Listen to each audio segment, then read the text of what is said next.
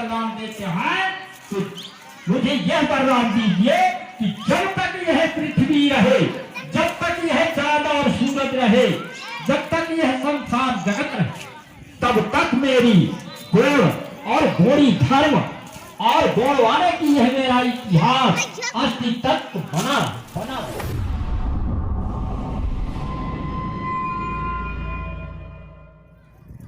जी, ये भी बहुत पुरानी कथा है कि महाराज संग्राम साहब यह बामन गढ़ों के बागडोर अकेले दम से संभाले हुए थे और कांकर बहती नर्मदा तट में बसा जबलपुर में स्थित गढ़ा कटंगा राज की गद्दी हुए थे और राजा संग्राम साहब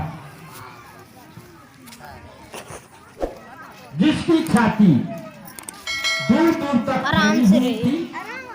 राजा एक लोलुपता के कारण खिचड़ी थोड़ी वीडियो बनाओ एक महान खिचड़ी का नहीं समझी गई है तरफ से आना सघन पहाड़ी पर आकर के वो क्या करता था अपनी चाची भैरव बाबा मोर ऊपर न पकड़े कौन पकड़िए आराम से मीठे योग साधना साफ में दिखी और 12 वर्ष तक बिको न भागे बाद वह कपटी तांत्रिक पुजारी जो था वो राजा संग्राम साहब से मिलता भया और एक अंत में बोला न भागे रखबर रखबर छोड़ता पैसा पैसा पाप तो उठे मिठाई खा दूर जाओ न पाए इसलिए भैरव बाबा आपके ऊपर आनंद न दुर्गी को डांस कुछ अब हे राजन आप भैरव बाबा की पूजा अनुष्ठान करके और भैरव बाबा से आप वरदान प्राप्त करें।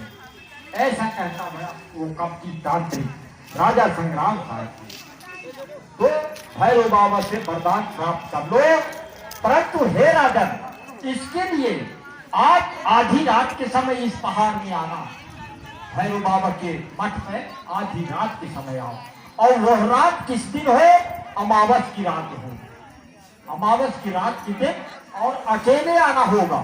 हाथ साथ में हथियार नहीं रखना है, साथ में कोई अंगरक्षक सिपाही जाकर भी नहीं होना हो, आप अकेले आए आकर के और पूजा करना है, अनुष्ठान करना। और कहते हैं ये ध्यान रहे, ये बात जो मैं तुमसे बताया हूँ ये बात मैं जानूं और तुम तीसरे के कान में जाते ही अन्यथा वरदान प्राप्त करना लगे तब खुल जाए ताला लगे इसलिए किसी को न बताना।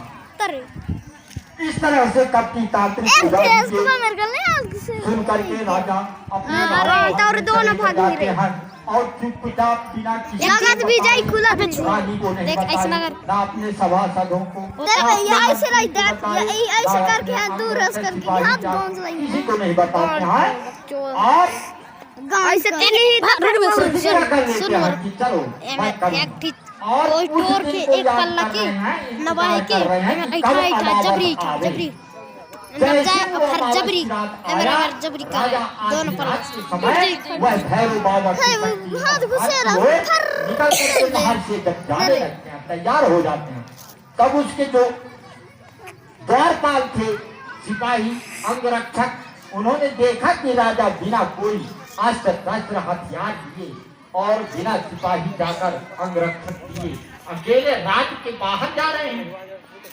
यह देखकर उन्होंने राजा को अकेले बाहर जाने से मना करते हैं और अकेले बाहर जाने का कारण पूछते हैं कि हे महाराज आप अकेले बाहर क्यों जाते हैं और हम किस लिए आपके जो जितने सिपाही जाकर हैं हम आपके साथ में चले अकेले बाहर जा रहे हैं।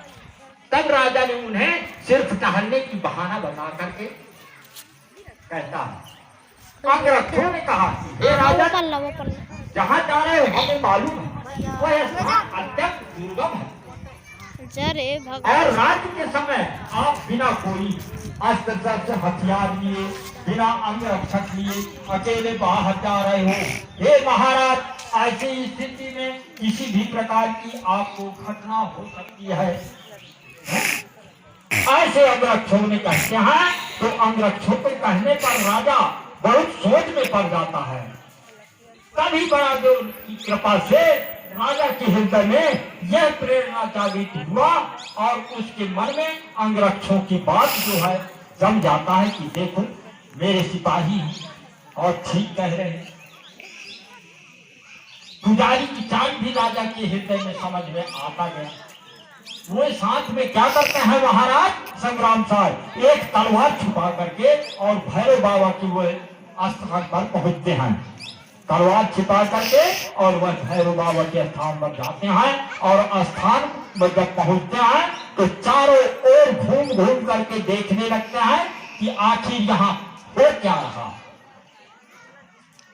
सुनसान स्थान निरीक्षण करते समय एक जगह बहुत बड़ा कड़ाह में तेल खौल रहा था। ऐसे राजा के नजर में आया। राजा देखा, देख करके और कहा कि कपटी तांत्रिक पुजारी की चाल जो है उसके हृदय में समझ में आया कि नहीं, कुछ ना कुछ यहाँ कारण काल में काल अवश्य है। उसी समय वह कपटी तांत्रिक राजा के सामने आया और बोला कि महाराज आ गए। तो कहा कि हाँ गुरुदेव आ गया। तो राजा उस पुजारी से भैरव बाबा को साष्टांग प्रणाम करने को कहा। वह पुजारी कहा कि हाँ महाराज आप भैरव बाबा को साष्टांग प्रणाम करिए। तब राजा ने कहा नहीं नहीं ऐसा नहीं, आगु गुरु के पाछू देगा, मैं साष्टांग प्रणाम करना नहीं जानता, आप मुझे साष्टांग प्रणाम करने को प्रक्रिया बताइए। कहा कि नहीं, जमीन पर लेट करके साष्टांग प्रणाम किया जाता है। इतना बताया पुजारी, लेकिन राजा कहा नहीं, जब तक आप नहीं बताते हो तब तक तो नहीं बताते। तब वह पुजारी साष्टांग प्रणाम करने को राजा को बताने को झुकता है जैसे कि जमीन की ओर, तैसे पुजारी साष्टांग प्रणाम करके बताने लगा। तभी पुजारी की बाजू में छिपी हुई तलवार जो है राजा के नजर में दिखाई दिया कि देखो ये कतार छिपाई हुई है तलवार, कहीं मैं यदि झुक करके करता हूं तो मेरे सर को काट न दे, उतार न दे।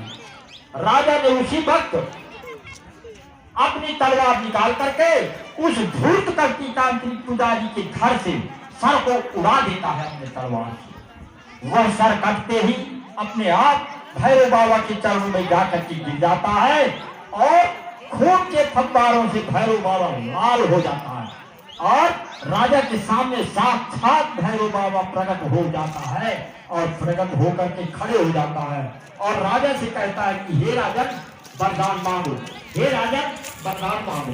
ऐसा भैरव बाबा कहते हैं। तब राजा संग्राम शाह ने यह वरदान मांगा था कि हे भैरव बाबा, आप मुझे यदि वरदान देते हैं तो मुझे यह वरदान दीजिए कि जब तक यह पृथ्वी रहे, जब तक यह चांद और सूरज रहे, जब तक यह संसार जगत रहे, तब तक मेरी गुण और गोड़ी धर्म और गोड़वाने की यह मेरा इतिहास अस्तित्व बना रहे। तब जबलपुर संस्कार धानी में स्थित कला कटंगा राज सहित संपूर्ण गोड़वाना में मेरा जहां तक ये गोड़वाना भूभाग है वहां तक कभी अकाल ना पड़ना चाहिए। मुझे यही वरदान चाहिए। कोई भी मानो अन्न की भूख से कोई न मरे, मैं यही वरदान चाहता हूं। आज उसी वरदान के प्रभाव से आज तक मेहनत परिश्रम करने वाला कोई भी मनुष्य गढ़ा कटंगा राज में भूखा होकर के नहीं मारा। आज भी इस महान गोड़वाने में सारे संसार के चर और अचर समस्त प्राणियों के लिए 2.5 दिन का खुराक आज भी उस गढ़ा कटंगा किला के अंदर आदर्श रूप में आज भी गढ़ा कटंगा राज में वह सुरक्षित रखा हुआ है। भैरव बाबा की कृपा से आज जबलपुर संस्कार धानी धन धान से परिपूर्ण है। बोलिए बड़ादेव महाराज की सेवा सेवा सेवा, सर्वशक्तिमान बड़ादेव की सेवा सेवा, सभी देवी देवताओं की सेवा सेवा, अपने माता पिता की सेवा सेवा, सदा समाज की सेवा सेवा सेवा, कली कंकालीन गाई की सेवा सेवा, यह गोड़वाना देश की सेवा सेवा सेवा सेवा सेवा।